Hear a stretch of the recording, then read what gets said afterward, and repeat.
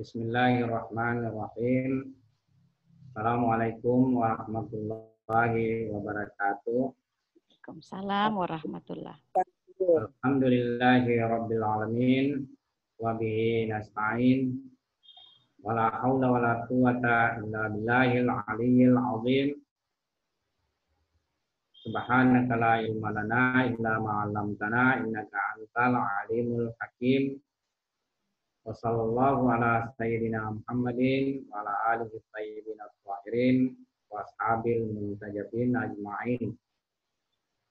Alhamdulillah, kembali kita bertemu dalam kegiatan pengajian ini, di mana kita membahas tentang epistemologi dalam irfan.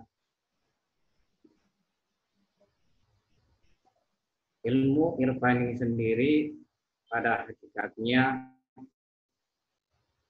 dalam sebuah sistem pemikiran terbagi atas epistemologi, teologi, ontologi, dan antropologi. Dalam bahagian epistemologinya membahas tentang nilai dan kualitas daripada pengetahuan irfan itu sendiri. Dari segi teologi, kita akan membahas tentang konsepsi irfan tentang Tuhan. Yang mana dalam hal ini, irfan sebagai sebuah sistem pemikiran mempunyai perbedaan terhadap ilmu-ilmu lainnya tentang konsepsi ketuhanan. Kemudian tentang ontologi atau pembahasan tentang wujud, irfan membahas dari segi pendekatan melihat bagaimana wujud tunggal, yakni hak subhanahu wa ta'ala, dengan berbagai manifestasi, nama-nama, sifat-sifat, serta kemestian-kemestian daripada manifestasi tersebut. Dan adapun bahagian antropologinya, irfan membahas tentang muwahhid atau bertauhid, orang bertauhid. Yang mana dalam pendekatan ini irfan membahas tentang konsep insan kamil atau manusia sempurna. Kurang lebih ini 4 subbahasan utama yang ada di dalam irfan. Sebagaimana kita sudah isyaratkan, ilmu dan ma'rifat irfan ini sendiri terdiri daripada teoritis dan praktis. Pada awal kemunculannya, irfan yang ada pada dasarnya adalah yang praktis atau amali, yang mana seseorang melakukan sair suluk, menyucikan dirinya sehingga melewati berbagai stasiun-stasiun dan makam-makam kedudukan hingga mencapai yang disebut dengan usul. Ada juga membahas dengan menyebut ittihad. Ada juga mengistilahkan liqa. Ya. Dari hasil ma'rifat tersebut, kemudian seorang arif berupa upaya untuk membangun konsep teoritisnya untuk bagaimana memahamkan pada orang lain pengetahuan dan ma'rifat irfani. Karena itu irfan teoritis merupakan representasi dari hasil syuhud seorang arif. Nah, karena itu dalam celah irfan dan tasawuf diketahui bahwasanya potensi mendasar manusia semuanya dalam kondisi fitrah. Semua anak yang lahir dalam kondisi fitrah.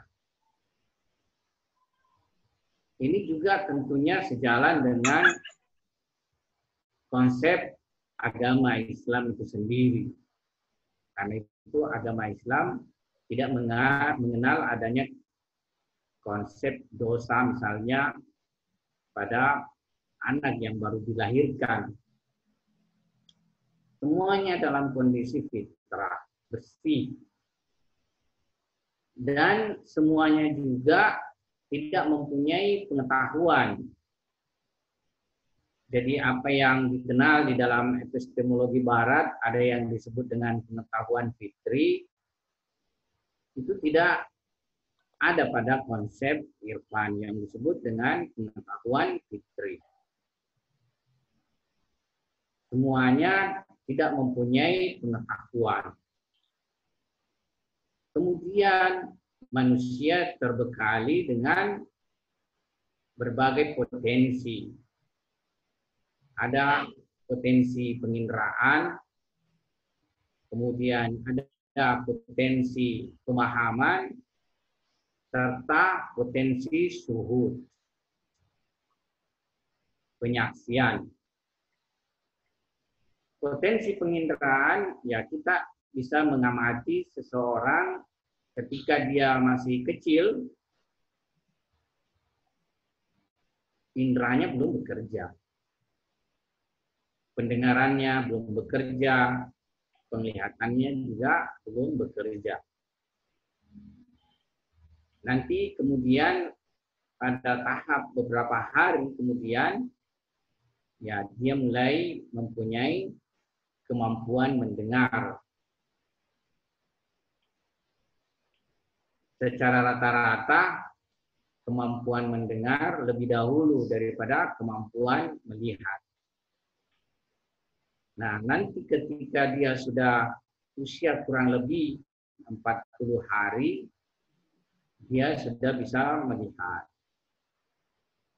Karena itu ilmu yang datang dari penginderaan pada masa masih kecil atau bayi belum ada sama sekali. Nanti pada tahap-tahap perkembangannya perlahan-lahan tumbuh dan berkembang kemampuan penginderaan.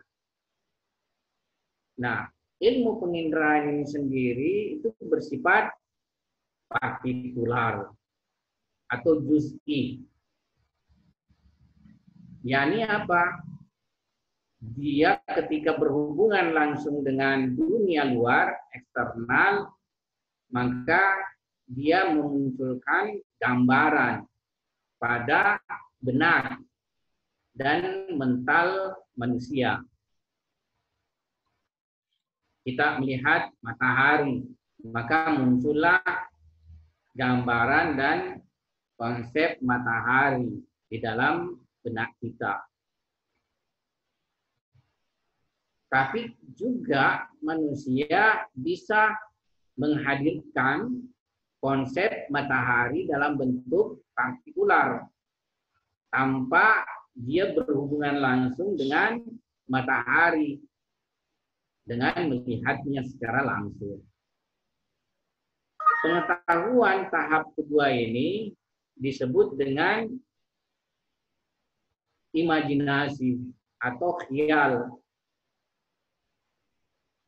Karena itu pengetahuan, khial, dan imajinasi juga bersifat partikular atau juz'i. Barulah tahap kemudian ketika akal manusia mengalami perkembangan, dia bisa memunculkan pengetahuan yang tidak bersifat partikular, tetapi bersifat kulli atau bersifat universal, tanpa melihat lagi benda eksternalnya atau tanpa memunculkan gambaran wujud tersebut di dalam benak, manusia bisa mengkonsepsi sebuah pengetahuan tasawuri atau konseptual yang disebut dengan matahari atau pohon, di mana pohon ini kita bisa terapkan pada seluruh pohon yang ada di alam ini. Dia bisa diterapkan pada pohon mangga, pohon durian, pohon pisang, pohon kelapa, semua pohon bisa kita terapkan konsep universal ini. Nah, ini disebut dengan pengetahuan kulli. Nah, ada lagi pengetahuan yang ada pada diri manusia tidak dalam bentuk usuli atau dihasilkan lewat interaksi eksternal, tetapi diperoleh lewat internal di dalam diri kita sendiri. Nah, kemungkinan besar yang dinafikan ayat suci Al-Quran tentang pengetahuan bahwa manusia kalau lahir itu tidak punya pengetahuan sedikit pun, bagaimana ayat suci Al-Quran berbunyi, A'udzubillahi minasyaitonirrajim, wallahu akhrajakum min butuni ummahatikum la ta'lamuna syai'an wa ja'ala lakumus sam'a wal absara wal afida la'allakum tashkurun. Allah mengeluarkan kalian dari perut ibu kalian tanpa mempunyai pengetahuan sedikit pun. Kemudian Tuhan memberikan pendengaran, memberikan penglihatan, serta memberikan fuad, afidah. Fuad dan afidah, kalau fuadnya itu bentuk tunggal, afidah bentuk jamaknya. Yang juga dimaksudkan adalah qalb, yang mana ini merupakan semua fakultas-fakultas pengetahuan manusia. Yang dinafikan Al-Quran bahwa manusia waktu lahir tidak mempunyai pengetahuan sedikit pun, boleh jadi pengetahuan husuli ini, yakni pengetahuan yang kita peroleh dengan interaksi alam eksternal kita. Akan tetapi pengetahuan internal boleh jadi ini ada pada manusia ketika sudah dilahirkan. Sebab ada juga isyarat Al-Quran yang mana Tuhan berfirman, dia memperhadapkan entitas-entitas sebelum dia mewujud di alam luar. Maksudnya dia sebelum terlahirkan di alam dunia, dipersaksikan. Tuhan berfirman, alastu birabbikum, qalu bala syahidna. Ya, Tuhan berfirman, bukankah aku ini Tuhanmu? Mereka berkata, syahidna, kami bersaksi bahwa engkau Tuhan kami. Karena itu boleh jadi pengetahuan secara internal, secara huduri, pada setiap entitas itu punya pengetahuan ini. Jadi yang dinegasikan atau dinafikan adalah bentuk pengetahuan yang berhubungan dengan alam eksternal. Karena itu manusia mempunyai juga bentuk pengetahuan selain husuli tadi. Husuli maksudnya yang dihasilkan dari alam eksternal.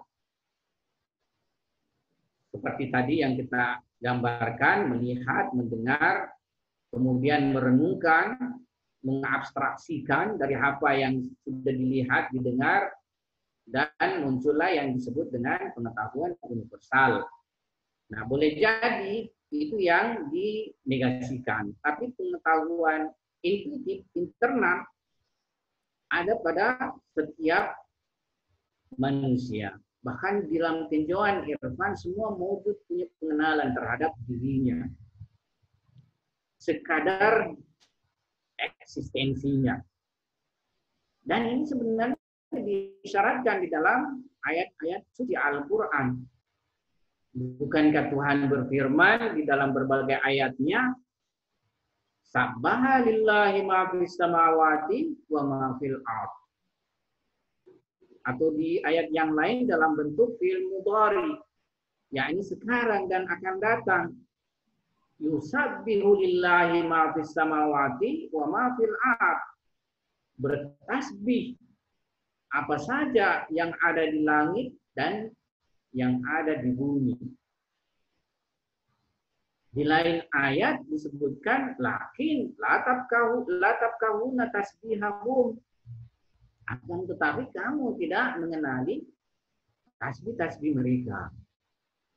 Kecuali manusia yang mempunyai kemampuan menghadirkan atau menyaksikan secara penglihatan batin realitas-realitas entitas mereka atau wujud mereka. Kita misalnya pernah mungkin dengar riwayat Nabi menggenggam pasir, kemudian pasir itu bertasbih. Ya. Karena itu pengetahuan huduri atau intuitif internal pada diri setiap maujud itu terbekali semua sejalan dengan penciptaannya, sesuai dengan penciptaannya, dan seluas kapasitas eksistensinya. Karena itu semua maujud-maujud di alam semesta ini punya pengenalan intuitif kepada Hak Subhanahu wa Ta'ala. Dalam bahasa filsafat dikatakan bahwasanya semua maujud-maujud ciptaan Tuhan ini adalah wujud akibat. Dan Hak Subhanahu wa Ta'ala merupakan wujud sebab. Mereka semua berasal daripada sebabnya. Kewujudan daripada wujud akibat itu adalah mempunyai apa yang dipunyai sebabnya, tetapi dalam bentuk yang rendah, yang kurang. Kalau sebab mempunyai sifat-sifat yang tidak terbatas, yang sempurna, tidak mempunyai kekurangan sedikit pun, maka wujud akibat ini mempunyai juga sifat-sifat itu yang berasal dari sebabnya, tapi dalam bentuk keterbatasan, dalam bentuk kekurangan, dan ketaksempurnaan. Karena itu semua akibat mempunyai pengenalan pada sebabnya. Sebatas pengenalannya terhadap dirinya. Karena itu juga Tuhan memang memberikan jalan pengenalan bagi manusia dengan dua jalan. Bagaimana ayat suci Al-Quran mengisyaratkan sanurihim ayatina fil afaqi wa fi anfusihim hatta yatabayyana annahu haq. Jadi Tuhan akan memperlihatkan ayat-ayatnya pada segenap alam semesta ini. Dalam artian manusia dengan interaksi dan pengenalannya terhadap alam eksternal pada hakikatnya mengantarkan dia kepada pengenalan sebab, yakni hak Subhanahu wa Ta'ala. Kalau tidak salah, pada pertemuan pertama mungkin ya, apakah di majelis mulia ini atau di majelis lain, saya isyaratkan bahwasanya penglihatan kita sebenarnya kepada seluruh mawjud-mawjud itu tidak terlepas penglihatan kita kepada yang mewujudkannya. Sebab mereka itu tidak akan menampak kewujudannya kecuali dengan penampakan dari wujudnya. Karena itu cahaya itu terang dengan sendirinya. Tetapi yang lainnya itu terang dengan lewat lainnya, yakni lewat cahaya. Kita tidak akan menyaksikan benda-benda di depan kita ini. Mungkin di depan ibu-ibu atau bapak-bapak ada benda-benda berupa kertas, ada berupa pulpen, ada berupa meja. Kalau bapak-bapaknya mungkin dibekali secangkir kopi, ya. Apalagi kalau misalnya bapak-bapaknya merokok, ada juga rokoknya. Bisa merokok karena kita tidak juga bisa lihat langsung di sini, apalagi kalau dimatikan dia punya video. Ya, saja santai-santai. Ya, sambil merokok-rokok. Ya, tidak ada masalah. Asalkan kesehatan tetap dijaga. Ya. Nah, semua itu kita lihat di depan kita. Tapi ketika lampu dimatikan, cahaya matahari tidak ada.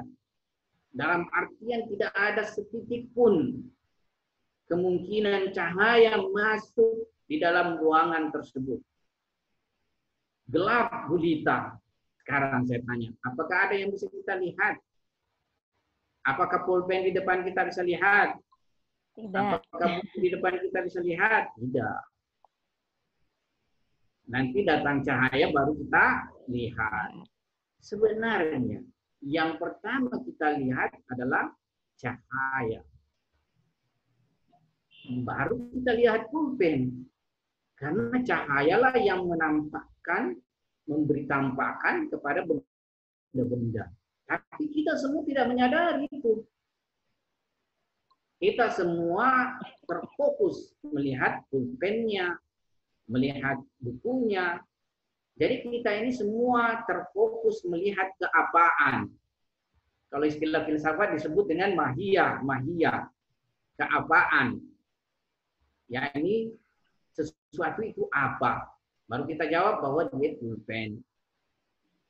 Keapaannya sesuatu itu yang kita semua terfokus melihatnya.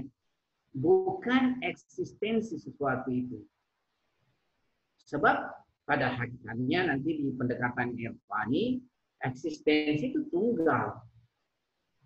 Eksistensi itu hanya hak Subhanahu wa Ta'ala. Selain hak Subhanahu wa Ta'ala merupakan jelmaan-jelmaannya. Merupakan manifestasi serta tajalli-tajallinya. Dan itu yang pertama sebenarnya kita saksikan adalah cahaya. Baru pulpen, baru buku. Nah, seseorang bisa sampai suatu tingkat pengetahuan huduri, ma'rifat, dia tidak menyaksikan yang lain selain menyaksikan wujud hak Subhanahu wa Ta'ala. Pernah kita isyaratkan dalam perjalanan suluk untuk menuju hak subhanahu wa ta'ala ada kedudukan atau makam disebut dengan sir, di mana seseorang sudah sampai penglihatannya, dia sebelum melihat gunung, dia melihat hak subhanahu wa ta'ala. Dia menyaksikan berbagai fenomena alam ini, dia melihat kehadiran daripada hak subhanahu wa ta'ala. Sebab itu pada dasarnya setiap maujud ini mempunyai kemampuan di dalam memakrifati sebab pengadaannya, yakni Allah subhanahu wa ta'ala, tetapi sekadar kedudukan eksistensinya. Nah, alam materi ini merupakan alam yang paling rendah kedudukan eksistensinya. Dia dari rangkaian eksistensi menduduki paling rendahnya eksistensi. Karena itu jika kita menutup mata dengan pengetahuan rasionalitas, apalagi menutup mata dengan pengetahuan syuhudi dan mencukupkan penglihatan hanya kepada empirik, pengetahuan lewat eksperimen, lewat penginderaan, pada dasarnya kita hanya mempunyai kemampuan di dalam pengetahuan yang paling rendah. Ya. Karena itu sebenarnya universitas-universitas kita itu ya pengkajian keilmuannya adalah sebenarnya ilmu yang paling rendah. Tapi ternyata ilmu yang paling rendah ini yang menakjubkan manusia. Karena pengetahuan ini yang bisa membangun teknologi, yang bisa memajukan teknologi, sehingga pada akhirnya manusia sendiri yang takjub dengan hasil teknologi ini. Sebenarnya itu hanyalah sebuah pengungkapan daripada realitas-realitas perbuatan Tuhan. Ya, itu semuanya merupakan pengungkapan daripada realitas perbuatan Tuhan. Karena alam kauniyah ini, yakni alam semesta ini, tidak lain adalah perbuatan-perbuatan ilahi. Kita meneliti, kemudian mendapatkan penemuan keilmuan, itu karena menyingkap daripada perbuatan ilahi. Dan kita hanya membataskan diri pada pengetahuan ini.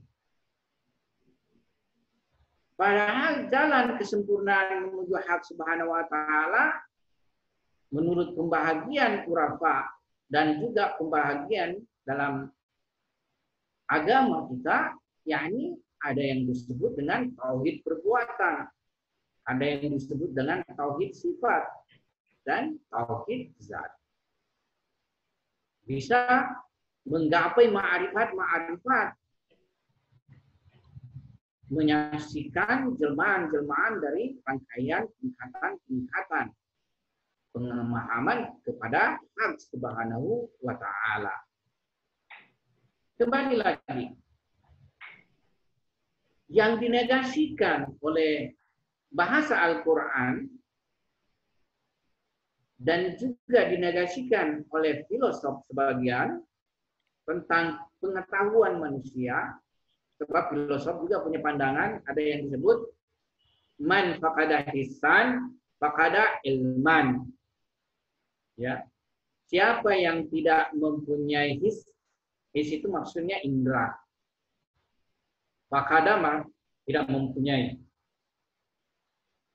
Man faqada hissan, siapa yang tidak mempunyai indera, faqada ilman, tidak mempunyai ilmu. Nah, ini menurut ilmu akli. Al-Quran juga mempunyai isyarat. Seperti tadi kita bacakan ayatnya. Tapi yang dimaksudkan adalah pengetahuan usuli. Sementara pengetahuan itu tuduri. Sekarang misalnya, kenapa bayi ketika dia lahir sudah merasa haus, sudah merasa lapar, ya, pertanda dia haus atau lapar, menangis. dan sudah pintar menyedot air ASI. Ini fenomena yang terjadi.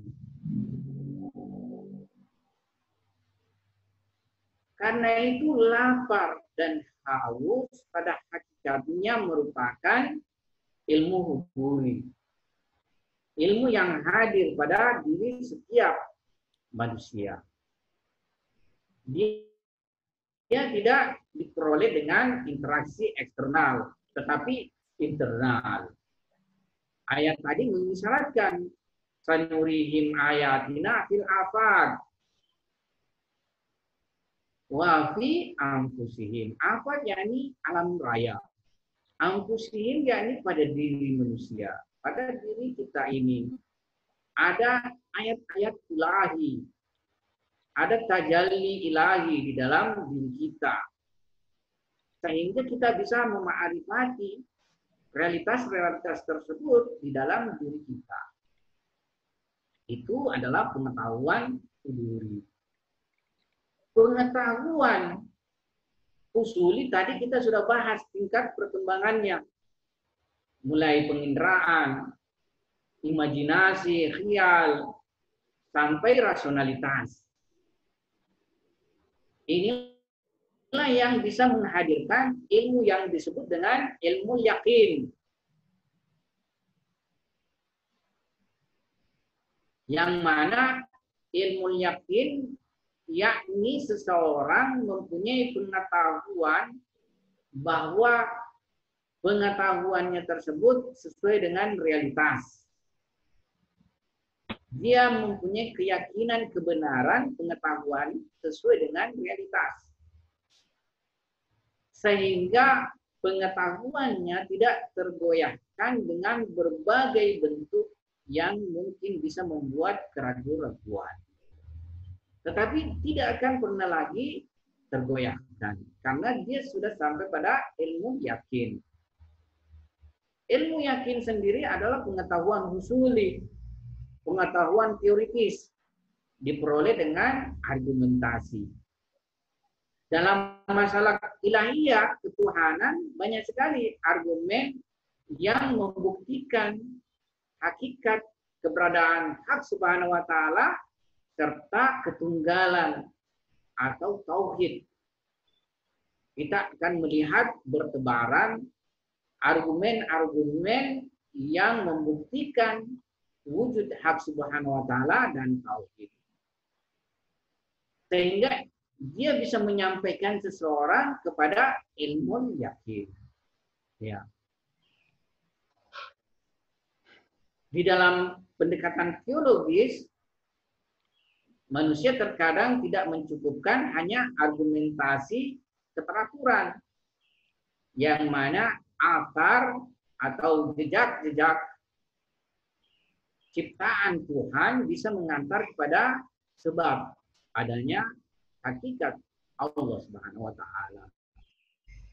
Tetapi membangun argumen-argumen lainnya sampai puncaknya argumen sidikin atau burhan sidikin. Yang mana menurut Mullah Sadra, argumen ini tidak lagi dari asar atau jejak-jejak. Tetapi dia langsung kepada yang mempunyai jejak itu sendiri, yang mempunyai asar itu sendiri. Sebagaimana seorang arif, dia tidak mencukupkan diri dengan menyaksikan tajalli hak subhanahu wa ta'ala. Tidak mencukupkan diri hanya melihat batin-batinnya saja, tapi dia ingin menyaksikan yang mempunyai, yang menampakkan itu semua. Yani dia ingin sampai kepada penyaksian hak subhanahu wa ta'ala. Sebab itu dalam ilmu akli, Mullah Sadra juga membangun sebuah pendekatan dengan 4 perjalanan. Dalam ilmu huduri, ilmu suhudi, Urafa mengenal juga 4 perjalanan. Sebenarnya bisa dikatakan dalam filsafatnya Mullah Sadra, dia mengambil ilham daripada konsep yang ada di dalam irfan. 4 perjalanan manusia menuju hak subhanahu wa ta'ala. Pertama, perjalanan dari makhluk menuju Khalik. Kedua, perjalanan dalam Khalik. Bagaimana manusia menyempurnakan dirinya dengan menyerap nama-nama dan sifat-sifat Allah Subhanahu wa Ta'ala. Karena itu perjalanan kedua ini sangat luas sekali. Perjalanan ketiga, perjalanan manusia dari Khalik menuju makhluk. Kemudian perjalanan keempat, yakni perjalanan manusia di makhluk, tapi sudah bersama Khalik. Inilah perjalanan para anbiya alaihimussalam. Mereka berada di antara makhluk, berada di antara manusia, tetapi bersama Allah Subhanahu wa Ta'ala. Ya. Karena itu semua perjalanan ini tadi kita sudah isyaratkan pendekatan usulinya, mulai penginderaan, kemudian bisa menghasilkan imajinasi khiyal. Sebab khiyal ini sendiri baru bisa tercipta kalau memang pernah ada penginderaan. Seseorang misalnya jika tidak pernah melihat pelangi, dia tidak pernah akan bisa membangun khiyal atau imajinasi pelangi di dalam benaknya. Nah, sampai kemudian tadi pengetahuan universal, konseptual universal. Dalam pendekatan huduri, semua kita mempunyai pengetahuan huduri, tapi tingkatannya bertingkat-tingkat juga, yakni bergradasi juga. Terbekali semua pengetahuan huduri, yakni pengetahuan terhadap realitas yang ada di dalam diri sendiri. Semua kita mempunyai kesadaran terhadap kehadiran eksistensi kita. Tidak ada yang mengingkari kehadiran eksistensi kita.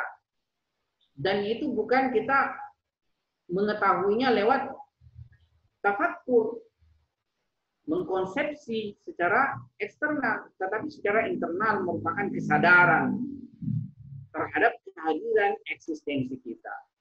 Makanya kita takut sama api, kita takut sama macan, takut sama corona juga. Iya. Kalau kita tidak takut sama corona, sebenarnya itu tidak normal. Kenapa? Sebab corona itu mengancam jiwa. Manusia terhadap semua yang mengancam jiwanya takut. Kecuali jika misalnya ada sesuatu yang lebih besar. Sehingga meskipun jiwanya terancam, dia tidak merasa gentar. Seperti misalnya agama. Agama lebih besar daripada jiwa. Kalau agama terancam, mengorbankan segala sesuatu bisa saja dilakukan manusia dan itu adalah sebuah kemuliaan. Tapi dalam kenormalan, ya kita harus takut yang mesti memang ditakuti. Tetap kita tidak takut kecuali kepada Allah Subhanahu wa Ta'ala. Tetapi bukan dalam artian tidak takut pada ciptaannya yang memang membahayakan jiwa kita. Tetapi takutnya itu bahwasanya memang Tuhan menitipkan sesuatu yang pada benda itu bahaya bagi diri kita. Tapi sebenarnya sampai tingkat tertentu, ya ada memang riwayat yang berbunyi seperti ini. Barang siapa yang takut kepada Allah Subhanahu wa Ta'ala, maka Allah akan membuat yang lainnya takut pada dirinya. Ya, jadi corona itu bisa sendiri takut kepada orang yang takut kepada Hak Subhanahu wa Ta'ala. Ya. Karena itu kita ini kembali lagi pada pengetahuan diri. Bahwasanya kita semua mempunyai kesadaran terhadap diri kita. Ini kita bisa kembangkan. Ini bisa berlanjut pada sebuah pengetahuan lebih tinggi intensitasnya sesuai dengan kadar eksistensi kita. Sebab setiap wujud ketika dia menyaksikan realitas dirinya, sebenarnya dia menyaksikan realitas Hak Subhanahu wa Ta'ala. Sebab identitas dirinya tidak lain adalah ayat, alamat bagi Hak Subhanahu wa Ta'ala. Ya. Karena itu setiap wujud ketika dia menyaksikan dirinya, implisit penyaksiannya terhadap Hak Subhanahu wa Ta'ala. Ini bisa berubah menjadi sebuah pengetahuan kesadaran, ma'rifat kesadaran, dan menyaksikan realitasnya yang sebenarnya hanya merupakan manifestasi Hak Subhanahu wa Ta'ala. Karena itu tadi kita sudah mengisyaratkan ada dua bentuk pengetahuan, yaitu pengetahuan husuli dan huduri. Terkait kepada Hak Subhanahu wa Ta'ala juga terdapat dua bentuk pengetahuan, yakni pengetahuan kita kepada Hak Subhanahu wa Ta'ala secara husuli dan pengetahuan kita kepada Hak Subhanahu wa Ta'ala secara huduri. Pengetahuan kita kepada Hak Subhanahu wa Ta'ala lewat husuli. Karena pengetahuan husuli itu ibaratnya hanyalah cermin yang menggambarkan realitas-realitas, tetapi bukan kehadiran daripada realitas-realitas itu sendiri, maka pengetahuan kita kepada Hak Subhanahu wa Ta'ala lewat pengetahuan husuli ibaratnya hanyalah lewat cermin saja, lewat perantara saja, bukan secara huduri, bukan secara hakikat dirinya. Karena itu pengetahuan kita mempunyai jarak, kan masih terbentang jarak yang sangat jauh sekali. Ya. Mana sama seseorang yang hanya mendengar api, mendengar berita api, meyakini dengan keberadaan api lewat pengetahuan ini, dengan orang yang melihat api langsung atau bahkan dirinya menyatu dengan api itu sendiri. Mana sama pengetahuannya? Tidak sama pengetahuan. Karena itu pengetahuan huduri dan pengetahuan husuli mempunyai jarak. Pengetahuan husuli lewat perantara. Pengetahuan huduri tidak lewat perantara. Karena itu lapar, haus, hadir pada diri kita. Orang yang hanya mendengar kata lapar dan haus tidak bersedih. Kenapa tidak bersedih? Sebab konsep saja dalam pikirannya. Tapi orang yang merasakan lapar dan haus, dia akan bersedih. Sebab hadir realitas itu pada dirinya. Ya, kita juga yang hanya mengenal Tuhan lewat pendekatan pengetahuan husuli mungkin tidak terbangun cinta yang mendalam pada Tuhan. Tapi mereka yang merasakan kehadiran Tuhan, dia sangatlah cintanya kepada Hak Subhanahu wa Ta'ala. Karena itu tidak ada keletihan di dalam beribadah. Tidak ada keletihan menyebut namanya. Karena yang ada pada dirinya adalah cinta pada Hak Subhanahu wa Ta'ala. Cinta itu bisa mengorbankan segala apa yang dimiliki. Karena itu seorang arif, seorang salik, ketika sudah cinta pada Hak Subhanahu wa Ta'ala, tidak ada lagi yang mendengarkannya daripada realitas selain Hak Subhanahu wa Ta'ala. Dia tenggelam dengan cintanya. Dia asyik dengan yang dirindukannya. Seperti itu kenyataannya daripada seorang arif. Pengetahuan huduri ini bisa bertingkat dan membangun kesempurnaan. Pengetahuan tersebut bisa sampai pengenalan terhadap hakikat daripada realitas. Tapi sekali lagi, bukan dalam artian ma'rifat itu sendiri mampu menggapai zatnya. Sebab zatnya adalah majhul mutlak. yakni tak diketahui secara mutlak. Dia adalah gaibul guyub, gaibnya gaib. Sebab itu pengetahuan dan ma'rifat seorang salik bagaimanapun sempurnanya tidak akan pernah sampai meliputi daripada zat.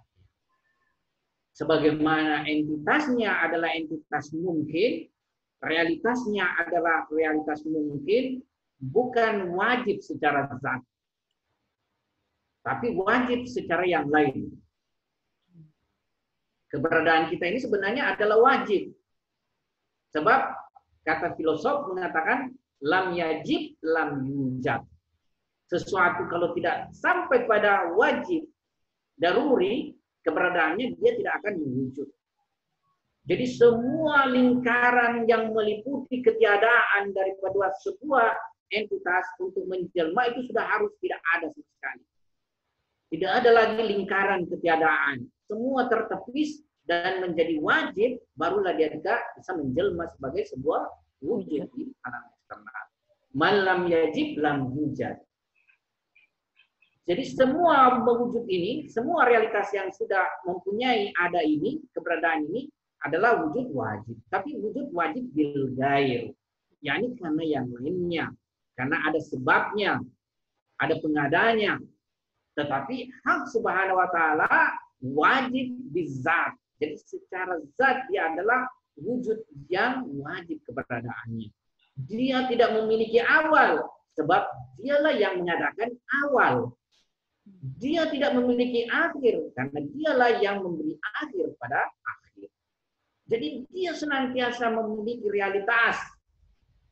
Itu hak subhanahu wa ta'ala. Karena itu setiap mewujud bagaimanapun tingkat kesempurnaan yang dicapainya tidak akan pernah meliputi pengetahuannya terhadap hakikat zat hak subhanahu wa ta'ala. Dan hak subhanahu wa ta'ala menyebut namanya tersebut sebagai ismun musta'afarah, yakni nama pilihan, di mana nama pilihan yaitu wajib bizat tidak akan pernah bertajalli. Jadi tidak ada tajallinya itu wajib bil ghair, karena tidak ada realitas lain yang akan mempunyai keberadaan secara wajib bizat selain hak subhanahu wa ta'ala. Karena itu perjalanan tahap demi tahap melewati berbagai hijab-hijab, baik itu hijab cahaya, hijab kegelapan maupun hijab cahaya, sampai dia menepis hijab cahaya yang paling dekat dengan hak subhanahu wa ta'ala, itu tidak akan pernah sampai menggapai hakikat zat hak subhanahu wa ta'ala. Rasulullah Shallallahu Alaihi Wasallam yang merupakan insan kamil, yang mempunyai paling tinggi kedudukan dari perjalanan menuju hak subhanahu wa ta'ala, itu pun mengakui pengetahuan terhadap hak subhanahu wa ta'ala dalam bentuk kekurangan dan keterbatasan. Ma'arafna hatta ma'rifati. Kami tidak mengenalmu sebagaimana hak pengenalan terhadapmu. Dalam artian tidak sampai pada hak pengetahuan. Karena itu semua pengetahuan kita tetap dalam ruang lingkup pengetahuan wujud mungkin atau wujud ciptaan atau tajalli. Ibaratnya tajalli itu dalam ilustrasi seperti ombak-ombak dengan lautan. Lautan yang sangat luas dan tak bertepi, hakikat realitas ini menampakkan dirinya dalam bentuk ombak-ombak. Dan ombak-ombak ini tetaplah ombak yang tidak pernah akan mencapai keluasan lautan itu sendiri. Ombak-ombak ini. Sehingga dia tidak mempunyai peliputan terhadap ombak itu sendiri. Perjalanan manusia harus dilewati dengan berbagai tahap. Dan itu adalah jalan penyucian. Kita melakukan tahzib dan tazkiyatun nafs. Karena itu metode ma'rifatnya bukan pembelajaran, tapi ketakwaan, amal saleh, penyucian diri, penyucian jiwa. Mendapatkan pengetahuan usuli adalah pembelajaran. Kita mengkaji, membahas, membaca kitab-kitab, dan lain sebagainya. Tetapi untuk penyaksian hudurinya tidak lewat pembelajaran. Lewat ilmu laduni. yakni ilmu yang tidak dipelajari. Harus dengan jalan amal. Harus bergerak lewat syariat, tarikat, hakikat, dan ma'rifat. Syariat kita harus lewati dengan perjalanan yang mana seluruh perintah Tuhan kita lakukan, seluruh larangan Tuhan kita tinggalkan, meningkatkannya lewat tarikat dalam artian memberi amal-amal lebih spesifik untuk menambah ketakwaan kepada Hak Subhanahu wa Ta'ala, untuk bisa menyaksikan batin-batin daripada syariat dengan perjalanan tarikat, penyucian diri, pembersihan diri, tahzib dan tazkiyatun nafs, kemudian sampai pada ma'rifat, yakni kalbu yang bersih bertajallilah Hak Subhanahu wa Ta'ala. Jadi syariat, tarikat, hakikat, mencapai hakikat, yakni menyaksikan secara syuhud daripada realitas-realitas batin yang bisa dibagi dengan ilmu yakin, ainul yakin, hakul yakin. Pertama, ilmu yakin ada ilmu yang dibangun dengan argumentasi tadi, burhan tadi. Ainul yakin, yakni perlahan-lahan kita sudah mempunyai penglihatan batin, penyaksian terhadap realitas dengan batinnya. Menampaklah, kita saksikan, tapi tetap punya jarak. Antara yang menyaksikan dan disaksikan tetap ada jarak. Kemudian hakul yakin, yakni tenggelam di dalam realitas itu sendiri. Ibaratnya membakarkan diri pada api itu sendiri. Karena itu semuanya ini merupakan tahapan-tahapan dan tingkatan-tingkatan ma'rifat. Nah, kita punya saudara pada pertemuan sebelumnya mempertanyakan Bardul Yakin. Bardul Yakin ini sesuai dengan sebuah riwayat dari Amirul Mukminin Ali, di mana beliau menjelaskan tentang sebuah hal. Beliau berkata, ma'azama sa'ada man busyira kalbuhu bi bardil yakin. Yani betapa besarnya, betapa agungnya kebahagiaan orang yang digembirakan kalbunya dengan bardil yakin. Bar itu sendiri sebenarnya sejuk, dingin. Ditafsirkan bahwasanya seorang pesuluk di dalam perjalanannya melewati berbagai tahap-tahapan sampai hakul yakin pun dia dalam kondisi masih bergerak. Mencapai kehangatan. Kemudian Bardul Yakin mencapai ketenangan, mencapai kesejukan. Karena itu Bardul Yakin adalah puncak daripada ma'rifat. Ilmu yakin, ainul yakin, hakul yakin, Bardul Yakin. Tapi terkadang Bardul Yakinnya juga tidak disinggung.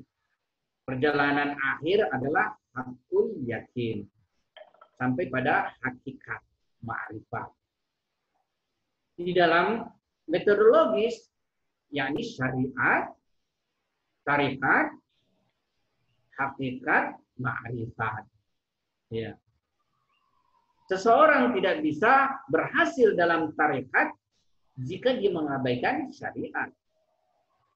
Meskipun tinjauannya ibaratnya syariat itu kulit. Tarekat itu adalah inti. Tanpa kulit menjaga inti, inti akan rusak. Karena itu tanpa syariat benar, maka tidak akan mencapai tarekat.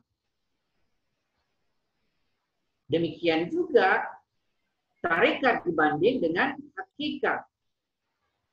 Kendati pun dia inti dibanding syariat, tapi dia tetap kulit dibanding hakikat. Karena itu jika tidak menjaga tarekat, maka hakikat tidak akan dicapai. Sampai ma'rifat. Ada sedikit di sini yang gagal, maka kesempurnaan akan tidak maksimal. Ada sedikit yang tidak betul dalam perjalanan, maka tidak betul ma'rifatnya. Tidak betul yang dicapai. Karena itu di dalam irfan sebenarnya tidak ada yang disebut dengan kesalahan epistemologi. Yang sebagaimana kita bahas ini.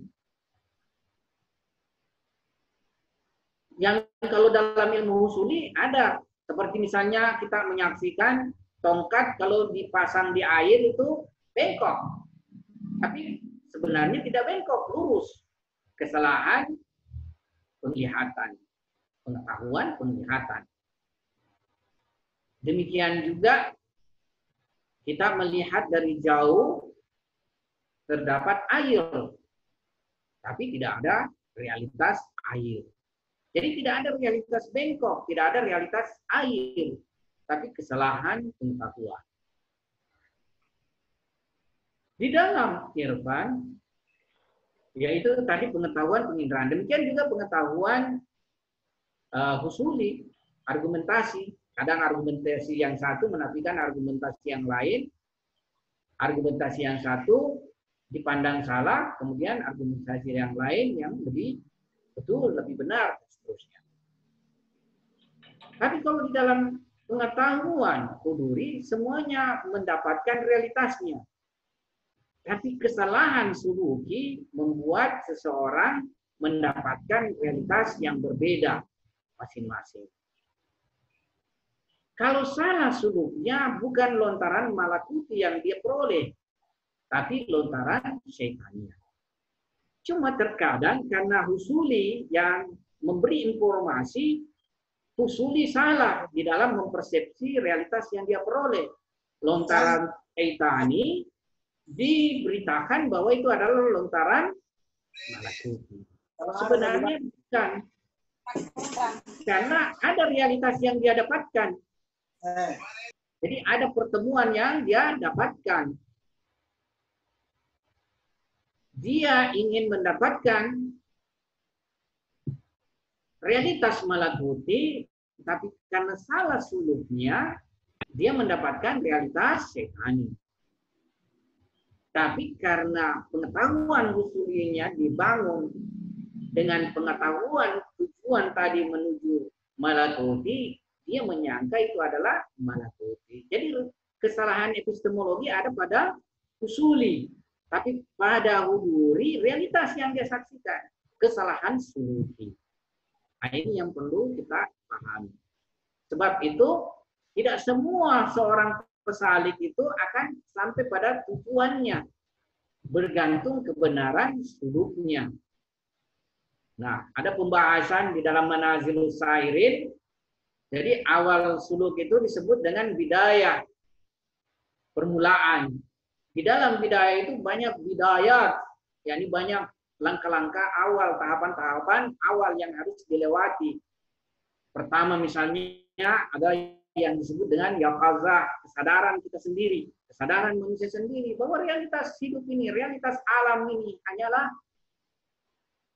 alam materi yang kita saksikan ini, jelmaan yang paling rendahnya dari tajalli hak subhanahu wa ta'ala, yakni alam materi ini, alam syahada ini.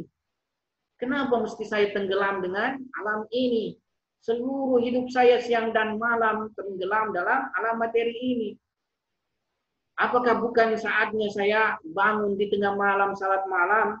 Apakah bukan saatnya saya sebelum tidur berpikir dan menghisap diri saya, bagaimana akhir dan kesudahan dari hidup saya?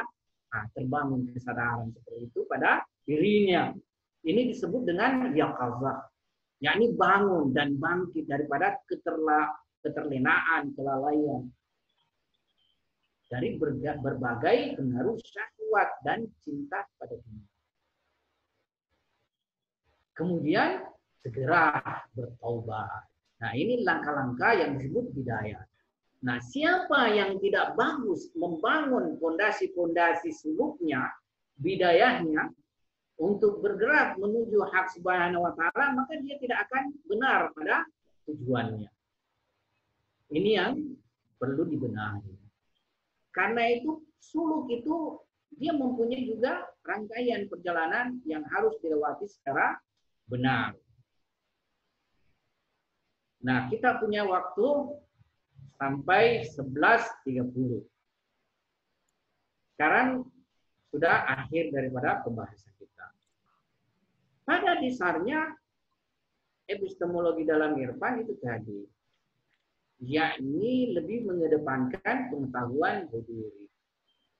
Pengetahuan huduri tidak diperoleh dengan interaksi eksternal, tapi dengan internal. Karena itu perjalanan kita pun secara huduri lewat perjalanan internal. Sebab manusia secara internal itu pada awalnya bisa dikatakan lebih kecil daripada alam ini. Tetapi dia bersesuaian dengan realitas alam ini. Dalam perjalanan kesempurnaan manusia, manusia bisa menjadi justru wasilah daripada realitas alam ini. Lewat dirinya, realitas-realitas itu menjelma. Sebagaimana dalam riwayat Quds,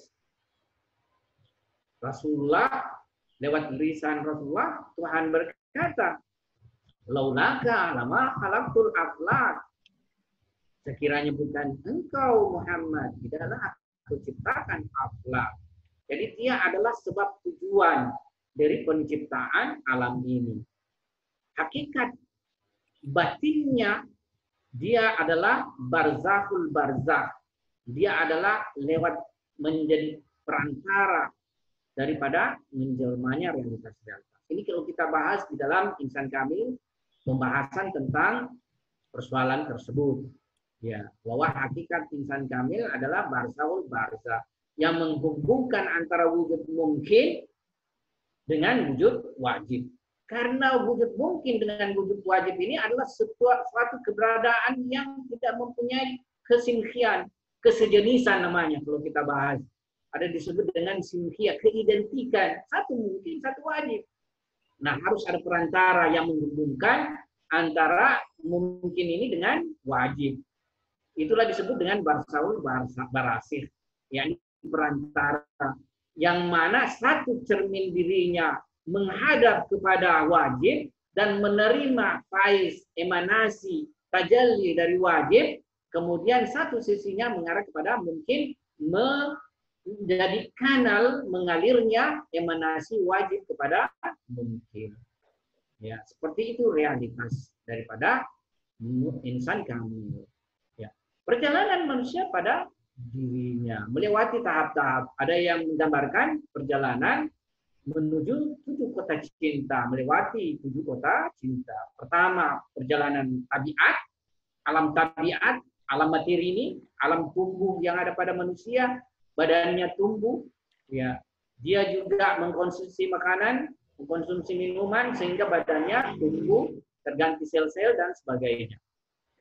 Kemudian tahap nafs, yakni tahap hewani, mempunyai penginderaan, mempunyai khayal, dapat bergerak, mempunyai iradah. Kemudian tahap qalb, dia sudah mempunyai interaksi dengan alam transendental, tapi masih hal bolak-balik.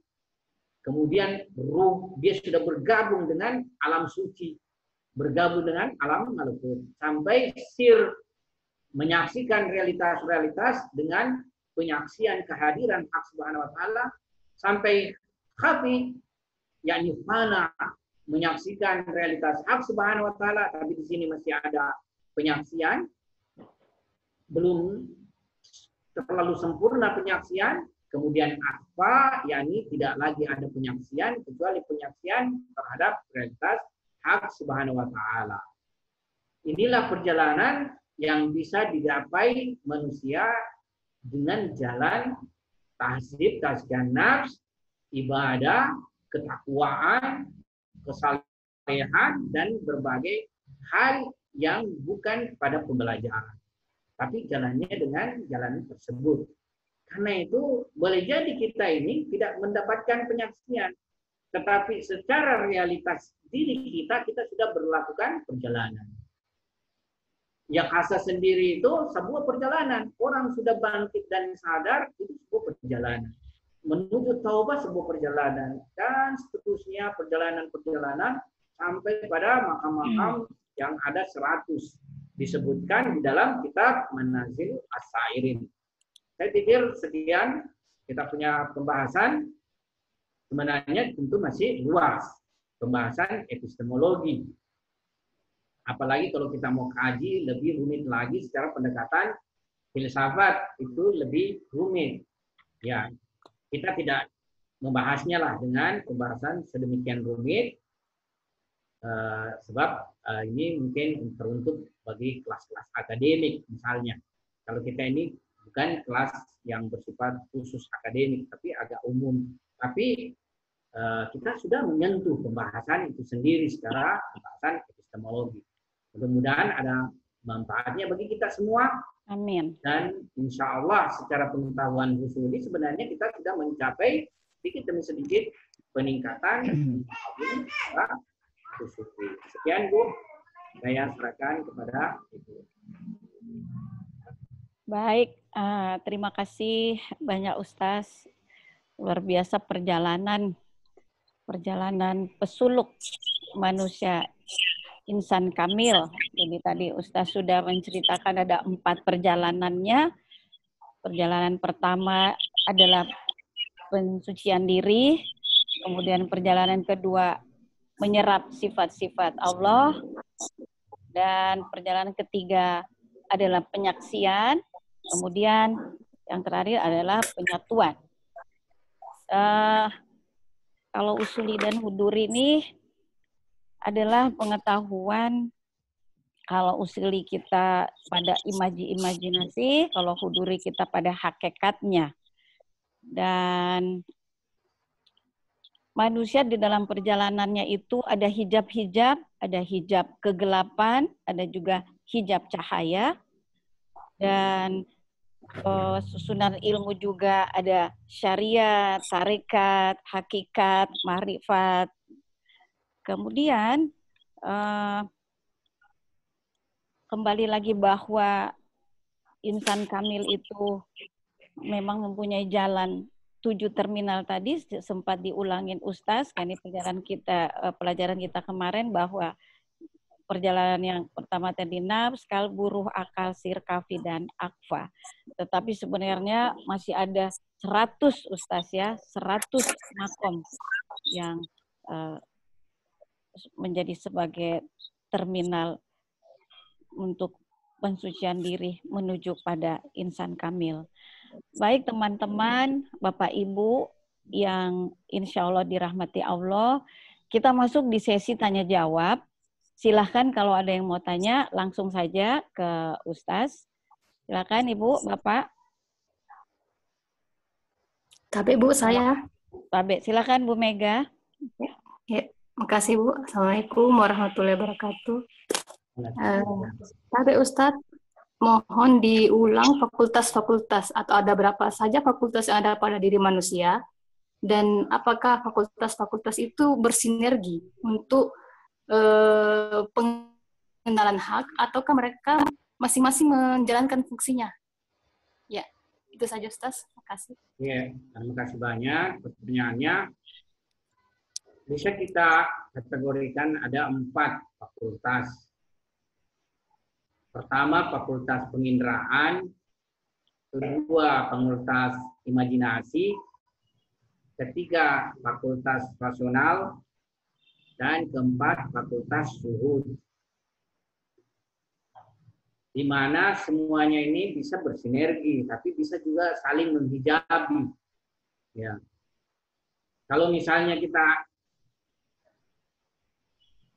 melihat dari pendekatan kesempurnaan, ya paling rendah itu adalah pengetahuan penginderaan. Dia bisa bersinergi jika pengetahuan penginderaan ini kita apa istilahnya? Jadi khayal ini itu sendiri tentunya dia lebih sempurna, dia punya pengetahuan jika penginderaan kita juga sempurna. Kalau misalnya tidak pernah lihat Ka'bah, kita juga tidak akan bisa memunculkan gambaran Ka'bah di dalam khayal kita. Jadi sedemikian mempunyai rangkaian, sebagaimana tadi kita isyaratkan. Dia tidak bersinergi kalau misalnya manusia mencukupkan dan membatasi pandangannya pada pengetahuan tertentu saja. Dia menjadi tidak bersinergi. Seperti misalnya di apa istilahnya di kalangan ilmuwan atau di kalangan pemikir, terdapat pengelompokan aliran rasionalis dan aliran empirikal. Ya, aliran empiris yang mana kalau dia disebut dengan aliran biasanya saling menafikan. Kalau dia aliran empiris saja atau disebut dengan empirisism, itu dia hanya membatasi bahwa pengetahuan itu terbatas pengetahuan yang diperoleh lewat eksperimen dengan penginderaan. Tidak ada lagi pengetahuan yang disebut dengan pengetahuan akli atau rasional. Nah, ini berarti dia tidak bersinergi. Atau misalnya kaum rasionalis. Tapi kaum rasionalis itu sebenarnya dia tidak mengingkari pengetahuan empirik. Tapi dia menilai bahwa pengetahuan rasional itu lebih bisa memberikan manusia pengetahuan yang benar, yang kuat daripada pengetahuan empirik. Bahkan pengetahuan empirik sendiri tidak akan melahirkan hukum-hukum jika tidak dibantu dengan pengetahuan rasional. Karena ketika kita menguniversalkan sebuah hukum empirik, sebenarnya akal atau rasional terlibat di dalam penguniversalan tersebut. Ya. Nah, kemudian pengetahuan imajinasi. Pengetahuan imajinasi ini hanya antara pengetahuan empirik dengan pengetahuan rasional. Pengetahuan imajinasi dia bisa benar jika dia menyaksikan realitas-realitas yang ada dan mengimajinasikan realitas-realitas. Dan ini terjadi semuanya pada manusia. Dia bisa menghayal. Misalnya begini kan, dia benar jika kita berlakukan secara benar. Tapi dia salah kalau kita berlakukan secara salah. Misalnya begini, saya menghayal untuk bisa menjadi orang kaya. Dan saya menghayal saya beli barang di pasar, saya beli barang di goa. Kalau misalnya sayur-sayur kita ambil dari Malino, ya berhayal seperti itu. Besok saya ambil sepeda motorku menuju ke Malino, saya beli nih sayur mayur, buah-buahan, baru saya bawa ke pasar untuk dijual. Ada keuntungan. Ini saya berkhayal positif. Tapi bisa saja saya berkhayal mau punya uang, lihat toko di sana, oh jam segini sepi, seperti itu misalnya. Ya. Saya berkhayal kalau tidak ada yang punya pemiliknya, saya pergi ambil. Dia punya uang di kas. Ini salah. Jadi tetap khayal ada. Nah, tapi semua ini nanti dibanding dengan pengetahuan syuhudi, dia bisa menjadi hijab. Bisa bersinergi, makanya dikatakan seorang salik itu berawal pengetahuan dari ilmu yakin. Kan mana bisa kita berjalan menuju hak subhanahu wa ta'ala kalau belum yakin tentang realitas atau eksistensi hak subhanahu wa ta'ala. Kan seperti itu.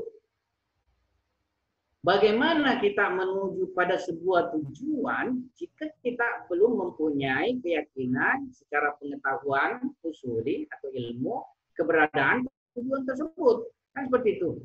Jadi diawali dengan pengetahuan yakin tentang hak subhanahu wa ta'ala. Barulah berjalan dengan udhuri. Tapi bisa saja dia menjadi hijab. Indra bisa menjadi hijab. Bahkan dalam suluk dia bisa menjadi hijab. Kalau mata tidak ditutup untuk tidak melihat apa saja yang dilarang itu banyak sekali yang bisa memunculkan syahwat. Seorang misalnya miskin atau seorang yang sederhana, jangan terlalu melihat kemewahan orang. Siapa tahu merusak dia punya kalbu, kan begitu. Karena bisa saja muncul dia mau hidup mewah dan menempuh jalan yang tidak benar, kan begitu. Jadi penginderaan harus dijaga, pendengaran harus dijaga, penciuman harus dijaga, mulut harus dijaga. Nah ini dia, penginderaan harus dijaga dalam perjalanan suluk. Demikian juga khayal, sedemikian hingga harus dikhayal. Dan itu terkadang perjalanan berat bagi seorang salik. Sebab di dalam perjalanan itu ada disebut dengan khawatir. Khawatir itu sesuatu yang tiba-tiba datang dalam bentuk khayal pada diri seseorang, menjelma macam-macam. Nah, ini semua penghalang dalam suluk. Bahkan burhan itu bisa menjadi hijab ketika klaim kebenaran terbatas pada burhan itu. Ya, padahal ada realitas perjalanan buduri. Jadi semua itu bisa jadi hijab. Ilmu itu bisa jadi hijab. Bukan hijab cahaya, malah menjadi hijab kegelapan. Jadi dia bisa bersinergi. Jika disinergikan, dia bisa menjadi penghalang satu yang lain ketika terfokus atau melakukan apa istilahnya penjara-penjara pengetahuan terhadap diri sendiri dengan fakultas-fakultas yang ada pada diri kita.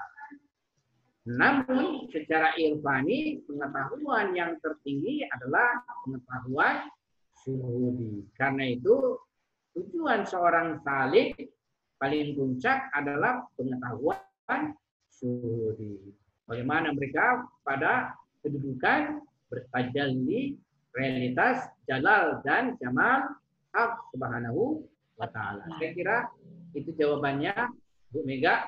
Saya serahkan pada Ibu moderator. Terima kasih Ustaz. Masih ada satu lagi, Ibu Sutriani. Silakan Bu. Terima kasih Bu Andi. Assalamualaikum Pak Ustadz. Waalaikumsalam Bu. Yeah. Saya pernah mendengar dan membaca bahwa jalan menuju Allah itu sebanyak nafas makhluknya. Kemudian ini saya mau kaitkan ke suluk. Apakah bersuluk itu harus mutlak harus dengan pembimbing atau bisa melakukannya sendiri? Demikian Ustaz, terima kasih. Assalamualaikum warahmatullahi wabarakatuh. Waalaikumsalam. Iya Bu. Jadi perjalanan menuju Tuhan itu sebanyak anfas manusia. Nafs. Nah di sini nafs bisa sebenarnya diterjemahkan diri. Sebagaimana ayat tadi kita isyaratkan wa fi anfusihim. Jadi anfus, nafs juga. Ya, jadi setiap diri itu mempunyai pengenalan terhadap hak subhanahu wa ta'ala. Sebab bagaimanapun setiap akibat ini berasal dari sebab. Yakni setiap wujud ini berasal dari hak subhanahu wa ta'ala. Sebagai jelmaan atau ciptaan daripada Allah subhanahu wa ta'ala. Atau anfas itu diartikan nafs. nafs, yakni apa istilahnya nafs, nafas manusia. Ya. Dalam artian sangat banyak perjalanan menuju hak subhanahu wa ta'ala. Bisa kita misalnya lihat realitas apa saja yang menjadi niat kita untuk dekat kepada hak subhanahu wa ta'ala itu semuanya sebenarnya merupakan jalan menuju hak subhanahu wa ta'ala. Ya. Bahkan perjalanan menuju Tuhan mau tidak mau itu dilakukan semua oleh realitas. Ya, ciptaan ini. Sebab semua ciptaan adalah inna lillahi wa inna ilaihi raji'un. Semuanya dari hak subhanahu wa ta'ala dan semuanya akan kembali kepada hak subhanahu wa ta'ala. Hanya yang menjadi persoalan sebenarnya, kenapa seseorang harus menaati dan mematuhi syariat, mematuhi perintah Tuhan dan menjauhi larangannya, atau istilahnya adalah jalan syariat, dikarenakan tidak semua manusia kembali pada hak subhanahu wa ta'ala sama. Berbeda-beda semua. Dan yang paling sempurna pun menyesal. Kenapa tidak lebih lagi dia lakukan untuk lebih sempurna lagi. Apalagi tentunya yang rendah. Ya. Bahkan misalnya ada mewujud nanti manusia yang mengatakan, wahai celakanya aku, kenapa aku tidak menjadi tanah saja? Dalam artian tidak melihat realitas seperti ini, tidak mengalami nasib malang ini. Jadi semuanya kembali, tapi kembalinya itu kepada nama-nama yang berbeda-beda. Ada yang berada di bawah nama rahmat Tuhan atau rahimnya Tuhan, mendapatkan kasih sayang Tuhan. Tapi ada yang kembali di bawah al-muntaqimnya Tuhan. Muntaqim itu artinya Tuhan membalas terhadap perbuatan dosa dan maksiatnya. Yakni muntaqim membalas dendam. Bisa dikatakan seperti itu maksudnya. Yakni kembalinya tapi berada pada realitas azabnya Tuhan. Karena semuanya juga itu tidak keluar daripada kepemilikan Tuhan. Nah, jadi ini perjalanan secara umum. Tapi yang dimaksud sebanyak anfas manusia, yakni yang positif ini dimaksudkan sebenarnya, bukan yang negatifnya itu. Dalam artian semua peluang manusia untuk sampai kepada Tuhan itu tersedia. Sangat luas, jadi jangan memandang sempit perjalanan menuju Tuhan, sangat luas. Kalau kita lihat misalnya ajaran Rasulullah kita Shallallahu Alaihi Wasallam ini, Nabi mulia kita, betapa ajaran Islam ini sangat sempurna sekali. Senyum sesama saudara kita sama mukmin adalah pahala. Mengambil duri di jalan, pahala. Mengucapkan salam, pahala. Memberi makan hewan, pahala. Semua pahala, semua. Ya. Jadi semuanya sebenarnya perjalanan menuju Tuhan sangat luas sekali. Terbentang perjalanan yang sangat luas. Adapun perjalanan spesifik, yakni bersifat sair suluk, pernah kita isyaratkan di sini, jika dia suluknya masih pada kategori penyempurnaan akhlak, itu tidak perlu seorang pembimbing, tidak perlu mursyid. Jika penyempurnaannya tahap penyempurnaan akhlak. Tapi kalau tahap penyempurnaannya adalah sudah penyempurnaan yang bersifat batinnya batin, yakni sudah masuk pada yang sifatnya spesifik maknawiyah. Nah, di sini perlu pembimbing. Sebab di sini boleh jadi datang gangguan daripada syaitania, sehingga tajallinya bukan tajalli malakuti, ada tajalli syaitania. Dan manusia bisa saja salah di dalam langkah-langkah perjalanannya yang lebih spesifik ini. Tapi secara umum kita bertumpu pada ajaran Rasulullah SAW, ilmu-ilmu yang kita pahami di dalam agama yang benar, yang kita peroleh yang benar ini, ya itu bisa mengantarkan kita perjalanan menuju hak subhanahu wa ta'ala. Salat yang benar, puasa yang benar, beramal saleh yang benar, tidak riya, dan seterusnya. Ini semua adalah perjalanan kepada Allah Subhanahu wa taala yang sampai tingkat membersihkan diri daripada akhlak razilah, akhlak buruk, ini tidak perlu pembimbing. Ya, tapi itu tadi yang lebih spesifik lagi, tentu kita butuh pembimbing khusus. Seorang ulama dia memberikan justru peluang jalan yang lebih luas lagi. Bahwasanya pembimbingmu adalah ilmumu, tetapi tentu ilmu di sini juga harus betul-betul diyakini benar dari segi keilmuan. Sebab banyak sekali juga ilmu-ilmu atas nama agama belum tentu benar. Harus diuji juga tingkat kebenarannya ilmu-ilmu itu sendiri. Ya. Sebab biasa juga ilmu itu saling menafikan satu dengan yang lain. Baik itu secara pemikiran maupun secara amali. Karena itu tetap harus mulai ilmu itu sendiri kita sudah mempelajari lebih baik dan mengamalkannya lebih baik. Saya pikir itu Bu, jadi kita secara tahapan pertama untuk menyucikan diri daripada akhlak razilah atau akhlak buruk itu tidak perlu pembimbing khusus. Cukup dengan pengetahuan kita, hasil baca riwayat, baca Al-Quran, kemudian nasihat ulama atau pengetahuan-pengetahuan umum daripada agama ulama, ya itu cukup kita berjalan di situ. Nanti pada tahap yang lebih spesifik tentunya butuh pembimbing. Saya pikir itu yang bisa saya jawabkan. Silakan Bu. Terima kasih Ustaz. Terima kasih Bu Sutriani. Ada lagi? Silahkan. Yang mau tanya, waktu kita sisa 4 menit. Silahkan Ibu, Bapak.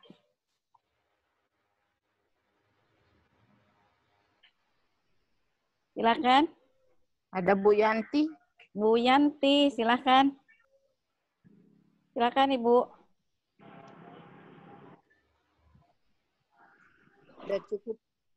Udah cukup Bu Ten. Cukup, oke. Tidak ada lagi? Oke, nggak ada ya. Jadi manusia arif itu adalah manusia yang hanya memandang Allah dan hanya ingin berjumpa dengan Allah. Semoga dengan pelajaran ini kita bisa menuju minimal berjalan di perjalanan manusia-manusia arif, insya Allah. Dan kita masih ada kah Ustaz untuk selanjutnya? Jadi kita punya pembelajaran Irfan ini. Jika kita ingin memahami Irfan secara sebuah pengetahuan, ya itu tadi sudah saya isyaratkan ada 4 tema yang dibahas. Okay. Pertama epistemologi, kita sudah menganggap selesai epistemologinya. Iya. Kemudian teologinya. Nah, ini teologi adalah sesuatu yang sifatnya terkadang bukan konsumsi untuk umum. Kecuali kalau kita punya majelis ini, masih majelis penuh berkah ini, maksudnya tidak apa-apa kita membahas teologinya. Sebab di sini pembahasan tentang masalah wahdatul wujud. Iya. Ya, bagaimana kita memahami secara konsepsi tentang wahdatul wujud. Apa itu wahdatul wujud itu? Sebab banyak pemahaman juga tidak betul terhadap wujud. Ya. Nah, kita harus tinjau dia secara pendekatan akademisi, yakni secara keilmuan. Bagaimana sih sebenarnya teorinya itu pengetahuan wahdatul wujud. Nah, kita akan memasuki pembahasan teologinya. Dia mungkin butuh 2 sampai 3 pertemuan. Oke. Ya, kalau cukup 1 ya kita 1 pertemuan saja. Tapi kalau tidak cukup ya dibahas sampai 2 pertemuan. Cuma memang agak ada istilah-istilah peliknya. Terserah kita, misalnya mudah-mudahan bisa kita pahami ada istilah-istilahnya. Saya mencoba membahasnya dengan mudah dan memberikan penjelasan-penjelasan apa sih maksud daripada istilah-istilah itu. Kalau misalnya bisa masuk kepada contoh-contoh, saya mencoba mencontoh-contoh misalnya seperti tadi kita misalnya studi contoh-contoh misalnya seperti itu. Ya terserah kita mau masuk di situ, kita lanjut. Kalau tidak, ya kita cukupkan sampai epistemologi ini. Sebab kalau mau masih panjang nih. Ada teologinya, ada ontologinya, ada antropologinya. Tadi teologi masalah tauhidnya Urapa, apa sih tauhidnya Urapa itu? Yakni wahdatul wujud. Apa? Ya itu wahdatul wujud, yakni realitas ada itu, yakni hakikat ada itu hanya tunggal. Yakni hakikatnya hanya hak subhanahu wa ta'ala. Nah, ini biasa orang salah persepsi. Dia tidak memahami hubungan realitas yang jamak ini. Kan jamak ini kita saksikan, tidak bisa kita ingkari. Ada matahari, ada bulan, ada pohon, ada gunung. Ya, ada planet-planet lain. Ya, ini realitas ini bagaimana kita bahasakan? Kalau realitas Anda tunggal, yakni hak subhanahu wa ta'ala. Apa ini semua Tuhan? Di sini kan menjadi pertanyaan. Apa ini semua Tuhan? Tentu bukan Tuhan. Ya, nah, itu adalah tajalli, manifestasi daripada hak subhanahu wa ta'ala. Ya. Jadi kalau di dalam filsafat dikatakan itu akibat, tetapi kalau dalam irfan itu adalah tajalli namanya, manifestasi namanya. Ya. Nah, itu ontologi, teologi. Kemudian ontologi itu banyak membahas tentang nama-nama Tuhan, membahas tentang ayat sabitat. Ada beberapa pembahasan. Ya, seperti itu Bu, saya kira. Jadi terserah kita punya majelis mulia ini, apa kita mau lanjut atau kita cukupkan epistemologi ini, kemudian misalnya mungkin di sini saja. Baik, Ustaz.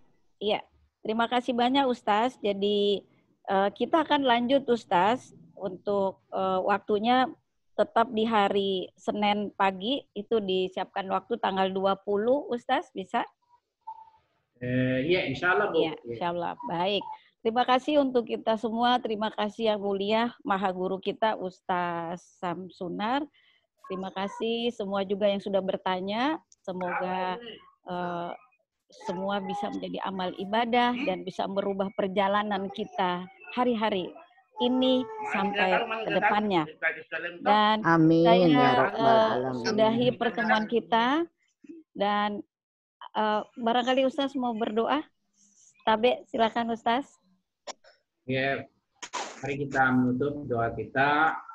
Sebuah doa yang senantiasa saya suka sekali dalam majelis-majelis mengucapkannya, karena sepertinya doa ini mengandung semua hajat-hajat kita, bahkan bukan hanya individu kita, tetapi secara umum juga bagi semua masyarakat, khususnya kaum muslimin.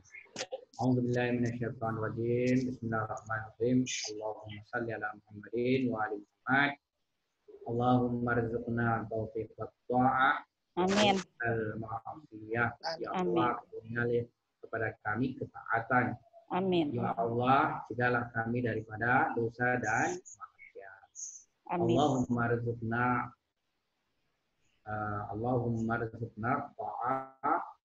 Amin. Dan maksiat wa sidqan niyah wa irfanal kurma wa akrimna bil huda wal istiqamah wa saddid alsinatana bis sawabi wal hikmah wa amla qulubana bil ilmi wal ma'rifah wa amla qulubana bil ilmi wal ma'rifah wa amla qulubana bil ilmi wal ma'rifah, dan penuhilah hati-hati kami dengan ilmu dan ma'rifat.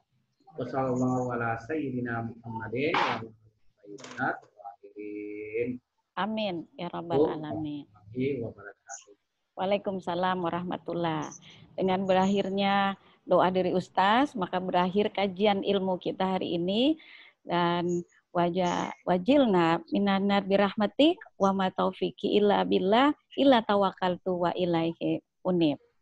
Wassalamualaikum warahmatullahi wabarakatuh.